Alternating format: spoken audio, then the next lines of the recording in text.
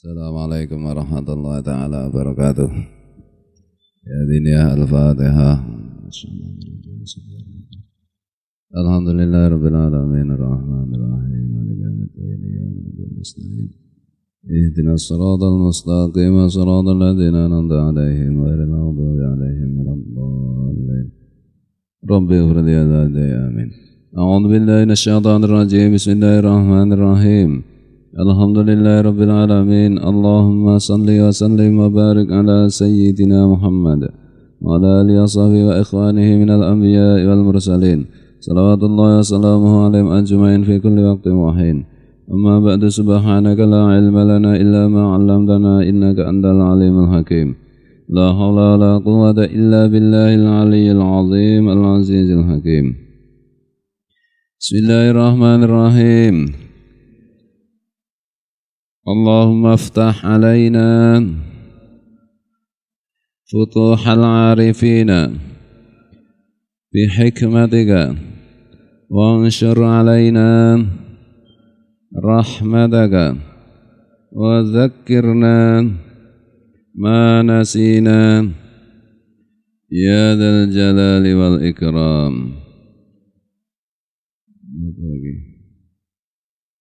Wakana Dhunnun al-Misri Wakana Dhunnunil Misriyu rahimahullah mahbusan. Dhunnun al-Misri rahimahullah pada waktu itu di penjara. Wahamalat ilaihi imra'atun sholihatun tong'aman halalan min samani ghazliha. Kemudian ada seorang perempuan salehah yang membawakan makanan untuk Dhunnun al-Misri tadi, makanan yang halal dari penghasilannya menenun pakaian. Faraddahu, maka kemudian Dhunnun al-Misri menolak pemberian itu. Waqala ja'ani ngala tabki zalimin, yakni bihi yadas sajjani wa kanat arsalathu lahu ala yadihi. Dhunnun al-Misri mengatakan, telah datang kepadaku makanan ini di atas nampannya orang yang zalim. Maksudnya nampannya orang yang zalim itu adalah tangannya penjaga penjara itu. Nah, perempuan solehah tadi yang mengirimkan makanan yang halal tadi memang mengirimkan makanan itu melalui penjaga penjara itu. Berarti tangannya penjaga penjara itu yang menurut Dhunnun al-Misri itu tangannya orang zalim. Oleh karena itu Dhunnun al-Misri menolak makanan itu. Makanan itu menurut Dhunnun al-Misri subhat, haram atau haram. Ini kan temanya tentang hati-hati dalam mencari rezeki, hati-hati makan, carilah yang halal, jauhi yang subhat, apalagi yang haram. Karena sebenarnya agama itu asalnya dari situ dulu. Kalau makanannya halal, ya insya Allah yang lain-lain gampang. Kalau makanannya aja tidak hati-hati, ya pasti yang lain-lain tidak ada gunanya. Makana ba'dhum inda insanin muhtadirin billaili falama mata al-muhtadiru qala, dan seterusnya. Jadi bayangkan ini Dhunnun al-Misri tadi ini perlu digarisbawahi. Mendapat makanan yang jelas-jelas dari perempuan yang solehah. Makanan itu jelas halal karena dihasilkan dari upah menenun pakaian. Dan perempuannya juga solehah. Berarti makanannya itu mutlak halal. Tapi ketika makanan itu sampai Dhunnun al-Misri melalui tangan penjaga penjara. Nah, penjaga penjara itu kan Berarti dia pegawainya kerajaan itu yang oleh Dzunun al-Misri dianggap sebagai pemerintahan yang zalim. Berarti melalui orang zalim, berarti makanan itu sudah tidak pantas dimakan. Bayangkan, sampai begitu hati-hatinya. Wa kana ba'dhum inda insanin, dan salah seorang ulama salafus saleh di hadapan orang manusia yang hendak mati di suatu malam diceritakan falamma mata al-muhtadiru, maka ketika al-muhtadir atau orang yang hendak mati itu benar-benar telah mati, qala lahu, maka salah seorang ulama di zaman itu berkata kepada orang-orang semuanya, itfi'u as-siraja wa innahu minal ana sara fi milkil warasati.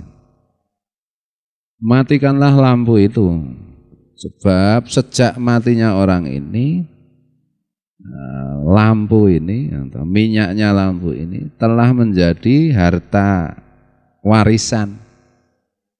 Jadi ada salah seorang ulama zaman dulu menghadiri orang yang mau mati. Tiba-tiba orang itu mati. Kemudian di dalam rumahnya orang itu, kemudian lampunya matikan.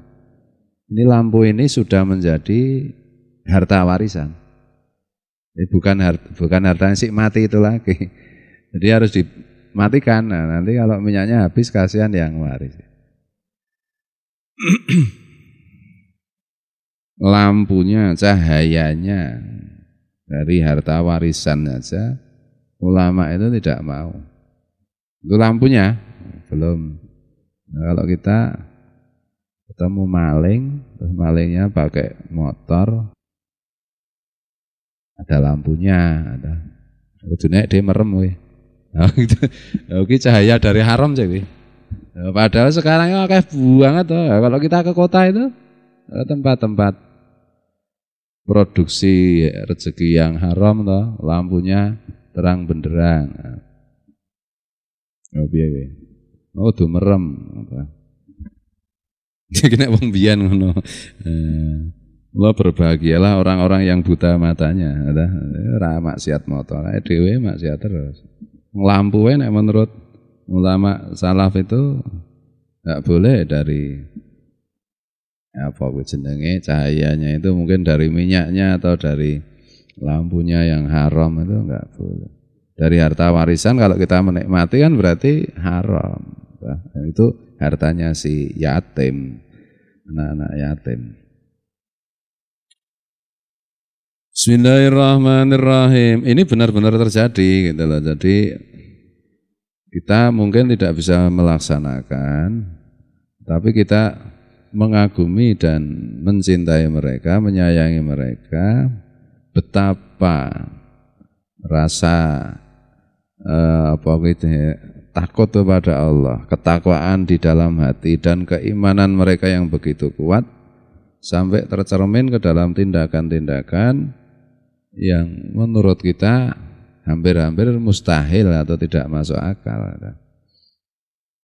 Nah, dengan mengagumi, dengan mencintai, almar'u mangaman ahab, Rasulullah bersabda, seseorang itu bersama orang yang dicintainya. Yang dicintai ulama-ulama yang hebat, ya nanti di akhirat kita bersama mereka. Wa qala ba'duhum, dan salah seorang ulama juga mengatakan, kuntu musafiron fatahattu fit tariqi wastadda alayya al-ngatasyu. Saya pada waktu itu sedang bepergian. Saya bingung ke arah mana jalannya. Kemudian pada waktu itu saya sangat haus. Fastaqbalani jundiyun. Maka kemudian aku bertemu dengan serombongan pasukan. Wasaqani sarbatan min ma'in. Kemudian rombongan pasukan itu memberiku makanan dengan seteguk air. Fangadat kosawatuha ngala kolbi salasina sanatan. Kemudian terasa berat di hatiku minum seteguk air dari rombongan pasukan itu selama 30 tahun. Selama 30 tahun itu masih mikir-mikir, terus saja terasa berat di hati. Minuman yang seteguk yang diberikan rombongan pasukan itu halal tidak ya? Karena zaman dulu kan banyak khalifah untuk melakukan kezaliman, melakukan kebejatan. Sehingga jumhur ulama mengatakan sampai ada bab tentang bekerja kepada pemerintah itu boleh tidak. Itu karena pada waktu itu khalifahan itu mengalami dekadensi, mengalami demoralisasi. Meskipun mengatasnamakan kekhalifahan Islam. Maka karena para ulama secara umum menganggap bahwa harta sultan atau apapun yang melalui pemerintah pada waktu itu haram hukumnya secara umum begitu. Nah ini kan ketemu pasukan. Pasukan kan dibegaji oleh pemerintah pada waktu itu. Nah minum airnya itu mengganggu benar bagi salah seorang ulama itu. Selama 30 tahun ini benar-benar tersiksa atau terganggu hatinya gara-gara seteguk air yang diminum dari rombongan pasukan itu. Meskipun keadaannya itu jelas-jelas di dalam perjalanan musafir. Nah, musafir itu kan ada hukum-hukum tersendiri, toh, sholat bisa dijamak dan seterusnya. Dan kehausan, ada minuman lain kan boleh saja kita mengambil sesuatu yang sebenarnya menurut fikih itu diharamkan kalau dalam keadaan terpaksa kan boleh. Tetapi bagi ulama ini seteguk air itu meskipun dari segi fikih itu jelas-jelas bisa dimaklumi, tetap aja selama 30 tahun itu mengganggu hatinya. Bandingkan dengan zaman kita minum ya glegak-glegak, makan ya. Ini kadang-kadang itu mengapa hati kita itu geronjalan? Mengapa kita itu terhijab terus dari ma'rifatullah? Ya makanan itu. Kenapa orang akhir zaman itu makin sulit untuk mencapai derajat al-arif billah? Kalau Mbah Tim itu bilang la ilaha illallah itu diucapkan benar kalau kamu sedih hilang sedihmu, kalau kamu lapar hilang laparmu, kalau kamu haus hilang hausmu. Kamu ucapkan la ilaha illallah sekali, semua masalahmu selesai, berarti kamu mulai benar. Mulai. Belum benar, baru mulai benar. Nah, kita la ilaha illallah ya keju malan ya. Allah ya tambah ngelah la ilaha illallah. Ora rampung-rampung iki. Kapan madange ya. Apa meneh nek cara Banjar kayak la ilaha illallah. Makanya jak tahlil ngono ping 1000 tak kira nesu ta. Kapan makannya ini? Kalau Guru Zaini kan bilang alangkah sedihnya kita kalau seumur hidup tetap aja cuma mengucapkan asyhadu alla ilaha illallah wa asyhadu anna muhammadar rasulullah, tapi tidak benar-benar melihat hakikat la ilaha illallah itu. Asyhadu itu kan fi'il mudhari'. Ya, artinya itu sedang dan akan. Berarti sedang dan terus-menerus akan. Asyhadu aku sedang menyaksikan dan akan terus-menerus menyaksikan. Menyaksikan bukan aku tahu, bukan. Asyhadu, aku melihat, aku menghayati, aku merasakan. Ini kan. Kenapa tidak sampai segitu juga? Tidak melihat keindahan wajibil wujud.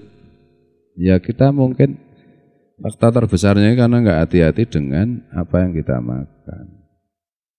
Tidak peduli siapapun itu, apakah kiai, apakah habaib, apakah siapapun, kalau tidak hati-hati makan, omong kosong. Nah, kemarin Mas Yusran tuh lapor, tuh si ini, anunya begini kan. Kok bermain-main dengan bank, dengan itu kan jelas riba tuh. Ini keturunan orang baik muridnya ini. Lah muridnya siapapun, anaknya siapapun. Anaknya Nabi Nuh, Kan'an juga masuk neraka. Enggak peduli. Tapi pengikutnya banyak.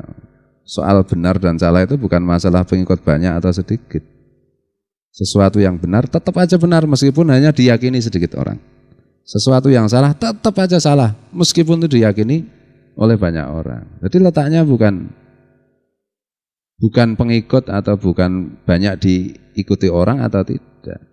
Letaknya itu benar atau salah itu aja. Oh benar, ya sudah. Nggak ada yang ikut, iya nggak apa-apa. Nabi Isa ya cuma 12 orang toh yang ikuti.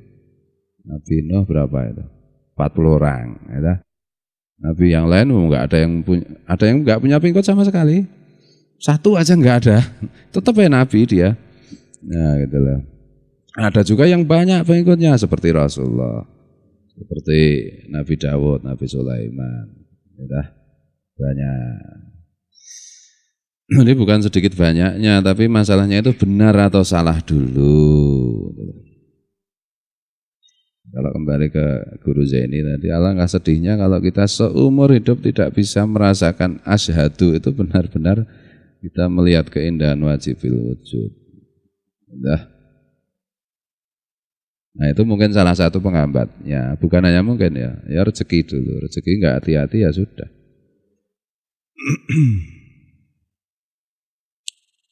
Bismillahirrahmanirrahim. Nah masalahnya itu kalau kita lanjutkan lagi, kalau seseorang itu melihat keindahan wajibul wujud, semua hijab itu disingkap oleh Allah, maka dia memasuki wilayah waliullah atau menjadi waliullah. Nah, ketika menjadi waliullah itu sebenarnya dia benar-benar menjadi warasatul anbiya. Nah, ketika itu maka semua tersingkaplah. Sebagaimana Allah menyingkapkan segala sesuatu kepada Rasulullah, maka bagi orang itu tersingkap segala sesuatu. Meskipun tidak persis sama dengan Rasulullah, seperti Abu Hasan As-Sadzili itu bilang, kalau saya tidak terhalang oleh syariat, akan kuceritakan semua kejadian yang akan menimpa manusia sejak hari ini sampai hari kiamat nanti. Berapa jumlah yang dibikin oleh Allah dan kejadian-kejadian apa saja yang dialami dari zaman ke zaman sampai kiamat. Nah itu yang benar itu. Kenapa? Ya karena beliau sudah masuk itu klub elit warasatul anbiya. Jangankan itu Rasulullah aja melihat sebelum penciptaan dan sesudah penciptaan. Nah, melihat siapa yang masuk neraka dan siapa yang masuk surga. Nah, oleh karena itu dimulai dari makanan dulu. Makanannya itu hati-hati. Lebih baik enggak makan lah kalau enggak. Sudah berkali-kali saya sampaikan, Yusran itu mengingatkan tadi malam itu, masa bangun masjid pakai itu buka rekening di bank, terus ini utang 1,5 miliar di bank. Loh, bangun masjid utang bank. Cite sesuk nggo mampir wong ising. Jelas ora nggo salat, nggo wong ising wong uyuh mampir kono. Loh, dibangun dengan uang riba gitu. Siapa yang berani bilang bahwa bank itu halal? Siapa? Ulama mana yang bilang bank itu halal? Enggak ada. Tapi itu tokoh. Oh, mau tokoh mau apa sama aja. Sekarang kelihatannya malah didukung gini. Ya, setan yang dukung ya akeh. Iblis yang dukung ya akeh. Malah akeh setan pertimbangane Nabi yang dukung nyatane neraka kebak, swarga ora kebak kok. Ya, la'am la'anna jahannam. Oh, jahannam kebak. Tapi ora ana la'am la'annal jannata, ora ana ayat itu. Akan kupenuhi surga enggak ada. Yang ada itu akan kupenuhi neraka. Bismillahirrahmanirrahim. Ya memang yang benar pengikutnya banyak ya, banyak. Guru sekumpul ya jelas dah. Berapa ratus ribu kemarin haul yang datang. Lebih dari 150.000 manusia. Itu aja hanya tahlilan bersama mengingat kematian atau wafatnya guru sekumpul. Yang kumpul nggak ada undangan, nggak ada pengumuman, semua orang spontan ngumpul dari segala penjuru. Itu Allah yang membuat. Kenapa Rasulullah diperingati kelahirannya? Nah, ini untuk diingat-ingat lagi.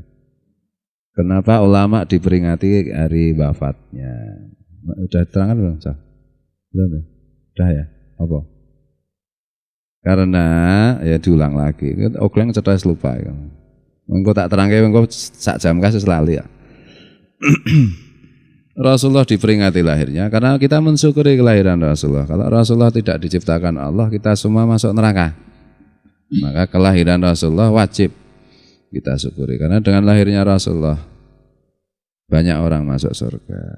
Kenapa yang diperingati seorang ulama itu justru hari wafatnya, bukan hari kelahirannya? Maka nggak ada ulang tahun Kiai Sopo, mesti Kiai Katrok, ya dah. Serasa maca kitab wis tetau, ya dah.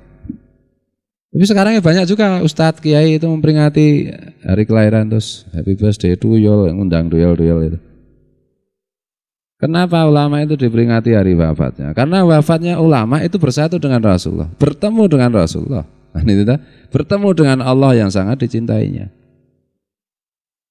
Jadi kematian seorang waliullah itu adalah hari rayanya, maka diperingati. Meskipun kita sedih ditinggalkan, tapi bagi sang ulama itu adalah hari kemerdekaannya, hari pertemuannya dengan kekasihnya, yaitu Rasulullah. Allahumma sholli alaihi. Dan Allah tentu saja. Makanya diperingati hari wafatnya. Itu yang disebut haul, kaul itu setahun, peringatan tahunan.